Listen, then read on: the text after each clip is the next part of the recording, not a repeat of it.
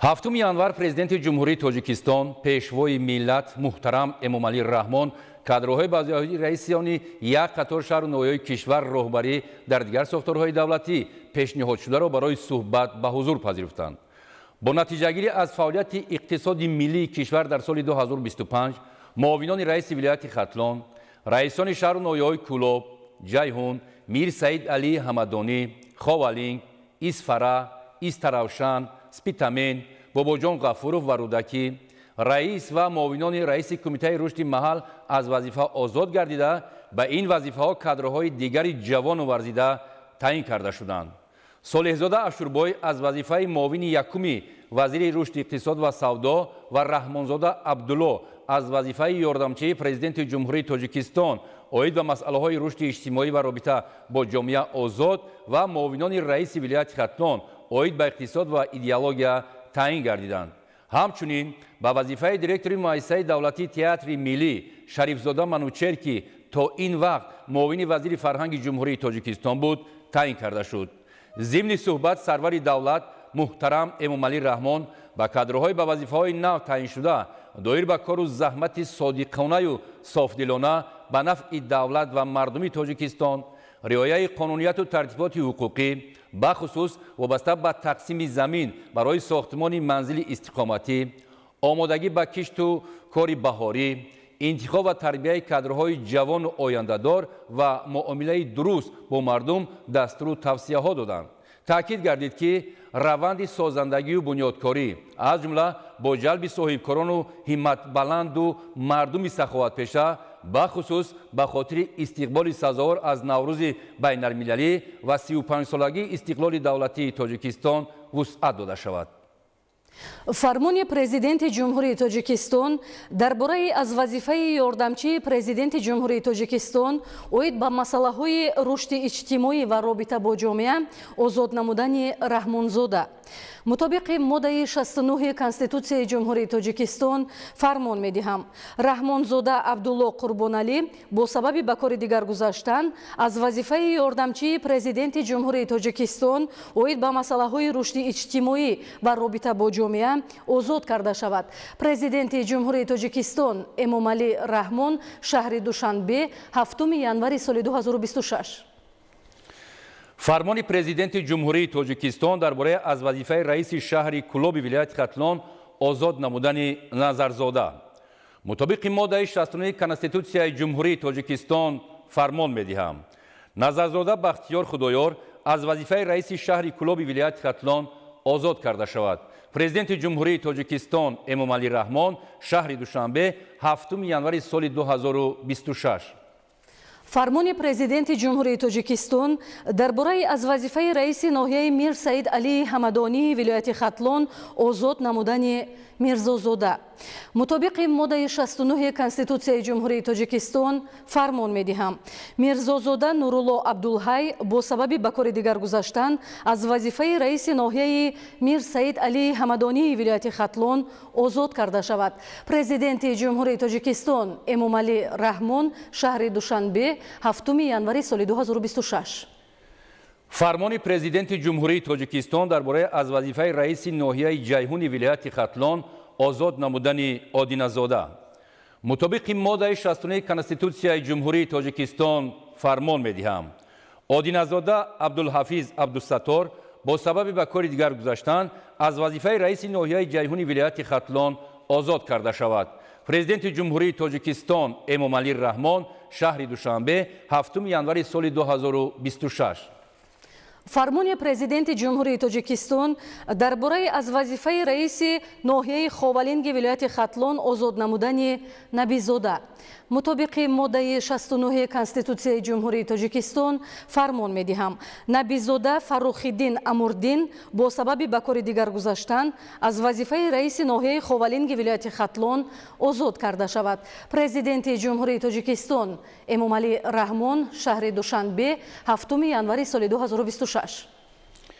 фармони президенти ҷумҳурии Тоҷикистон дар бораи аз вазифаи раиси шаҳри Истаравшани вилояти Суғд озод намудани Маъмурзода мутобиқи моддаи 69 Конститутсияи ҷумҳурии Тоҷикистон фармон медиҳам.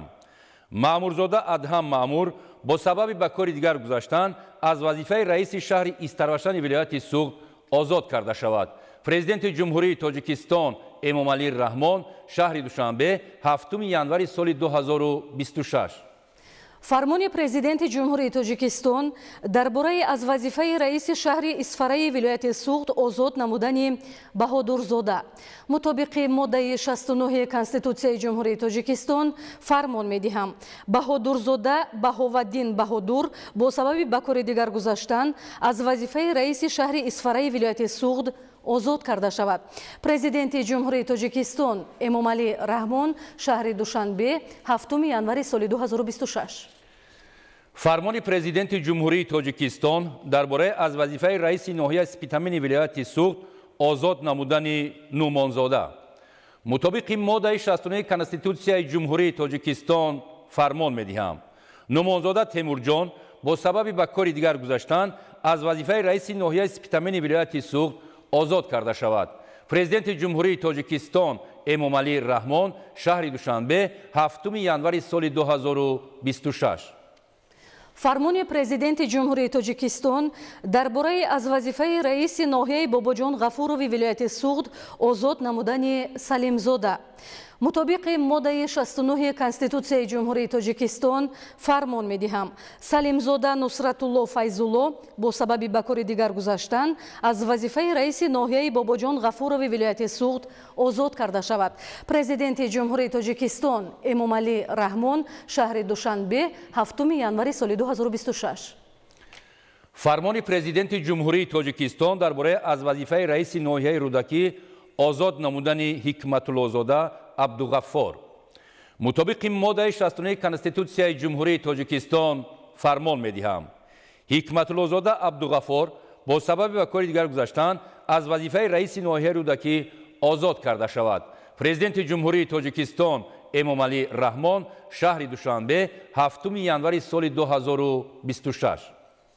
қарори ҳукумати ҷумҳурии Тоҷикистон аз 7 январи соли 2026 дар бораи аз вазифаи муовини якуми вазири рушди иқтисод ва савдои ҷумҳурии Тоҷикистон озод намудани Солеҳзода ҳукумати ҷумҳурии Тоҷикистон қарор мекунад Солеҳзода Ашурбой Абдувоҳид бо сабаби ба кори дигар гузаштан аз вазифаи муовини якуми вазири рушди иқтисод ва савдои ҷумҳурии Тоҷикистон озод карда шавад. Раиси ҳукумати ҷумҳурии Тоҷикистон Эмомалӣ Раҳмон.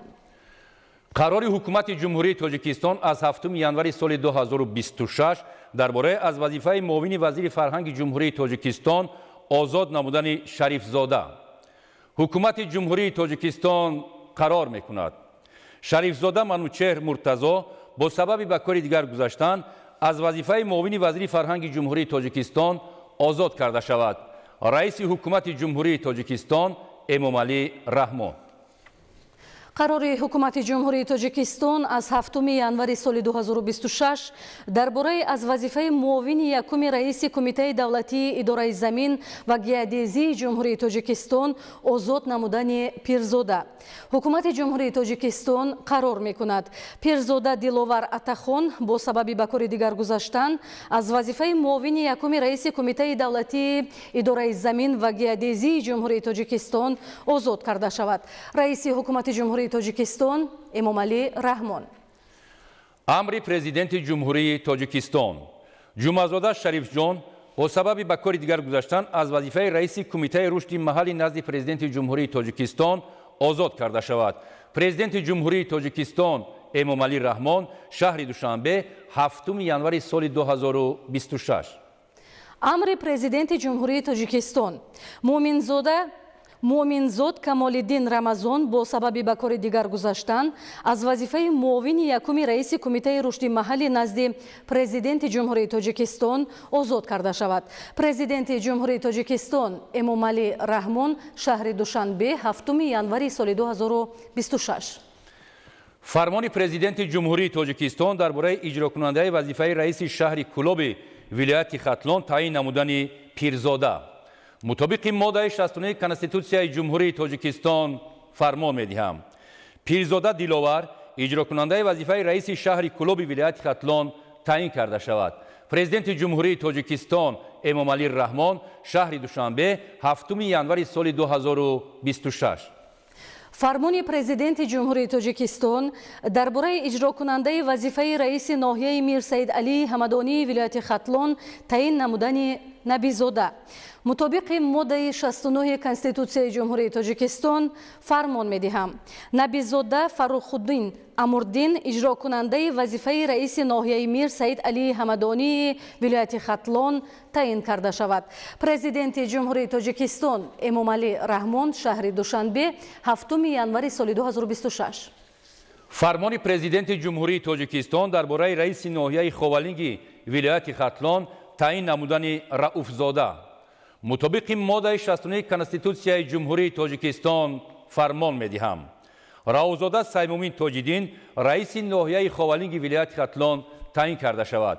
Президенти ҷумҳурии тоҷикистон Эмомалӣ Раҳмон шаҳри Душанбе 7 январи соли 2026. фармони президенти ҷумҳурии тоҷикистон дар бораи иҷрокунандаи вазифаи раиси ноҳияи ҷайҳуни вилояти Хатлон таъин намудани Ализод мутобиқи моддаи 69 Конститутсияи ҷумҳурии тоҷикистон фармон медиҳам. Ализод Азизулло Муҳиббулло иҷрокунандаи вазифаи раиси ноҳияи ҷайҳуни вилояти Хатлон таъин карда шавад. Президенти ҷумҳурии тоҷикистон Эмомалӣ Раҳмон шаҳри Душанбе 7 январи соли 2026. фармони президенти ҷумҳурии тоҷикистон дар бораи иҷрокунандаи вазифаи раиси шаҳри Истарашан вилояти Суғд таъин намудани Ҷумъазода мутобиқи моддаи 69 Конститутсияи ҷумҳурии тоҷикистон фармон медиҳам. Ҷумъазода Шарифҷон иҷрокунандаи вазифаи раиси шаҳри Исфараи вилояти Суғд таъин карда шавад. Президенти ҷумҳурии тоҷикистон Эмомалӣ Раҳмон шаҳри Душанбе 7 январи соли 2026. фармони президенти ҷумҳурии тоҷикистон дар бораи раиси шаҳри Истаравшани вилояти Суғд таъин намудани Қодирӣ мутобиқи моддаи 69 Конститутсияи ҷумҳурии тоҷикистон фармон медиҳам. Қодирӣ Абдусаттор Ғафорзода раиси шаҳри Истаравшани вилояти Суғд таъин карда шавад. Президенти ҷумҳурии тоҷикистон Эмомалӣ Раҳмон шаҳри Душанбе 7 январи соли 2026. фармони президенти ҷумҳурии тоҷикистон дар бораи иҷрокунандаи вазифаи раиси ноҳияи Бобоҷон Ғафурови вилояти Суғд таъин намудани Нумонзода мутобиқи моддаи 69 Конститутсияи ҷумҳурии тоҷикистон фармон медиҳам. Нумонзода Темурҷон иҷрокунандаи вазифаи раиси ноҳияи Бобоҷон Ғафурови вилояти Суғд таъин карда шавад. Президенти ҷумҳурии тоҷикистон Эмомалӣ Раҳмон шаҳри Душанбе 7 январи соли 2026. фармони президенти ҷумҳурии тоҷикистон дар бораи иҷрокунандаи вазифаи раиси ноҳияи Спитамени вилояти Суғд таъин намудани Ҷуразода мутобиқи моддаи 69 Конститутсияи ҷумҳурии тоҷикистон фармон медиҳам. Ҷуразода Ҷамшед Ҳабибулло иҷрокунандаи вазифаи раиси ноҳияи Спитамени вилояти Суғд таъин карда шавад. Президенти ҷумҳурии тоҷикистон Эмомалӣ Раҳмон шаҳри Душанбе 7 январи соли 2026. фармони президенти ҷумҳурии тоҷикистон дар бораи иҷрокунандаи вазифаи раиси ноҳияи Рудакӣ таъин намудани Салимзода мутобиқи моддаи 69 Конститутсияи ҷумҳурии тоҷикистон фармон медиҳам. Салимзода Нусратулло Файзулло иҷрокунандаи вазифаи раиси ноҳияи Рудакӣ таъин карда шавад. Президенти ҷумҳурии тоҷикистон Эмомалӣ Раҳмон шаҳри Душанбе 7 январи соли 2026. амри президенти ҷумҳурии тоҷикистон Муъминзод Камолиддин Рамазон раиси кумитаи рушди маҳаллӣ назди президенти ҷумҳурии тоҷикистон таъин карда шавад. Президенти ҷумҳурии тоҷикистон Эмомалӣ Раҳмон шаҳри Душанбе 7 январи соли 2026. амри президенти ҷумҳурии тоҷикистон Давлатзода Зарина Дилмурод муовини раиси кумитаи рушди маҳаллӣ назди президенти ҷумҳурии тоҷикистон таъин карда шавад. Президенти ҷумҳурии тоҷикистон Эмомалӣ Раҳмон шаҳри Душанбе 7 январи соли 2026. амри президенти ҷумҳурии тоҷикистон Маъмурзода Адҳам Маъмур мушовири калони бахши ёрдамчии президенти ҷумҳурии тоҷикистон оид ба масъалаҳои рушди иҷтимоӣ ва робита бо ҷомеа таъин карда шавад. Президенти ҷумҳурии тоҷикистон Эмомалӣ Раҳмон шаҳри Душанбе 7 январи соли 2026. амри президенти ҷумҳурии тоҷикистон шарифзода манучеҳр муртазо директори муассисаи давлатии театри миллии дастгоҳи иҷроияи президенти ҷумҳурии тоҷикистон таъин карда шавад. Президенти ҷумҳурии тоҷикистон эмомалӣ раҳмон шаҳри душанбе 7 январи соли 2026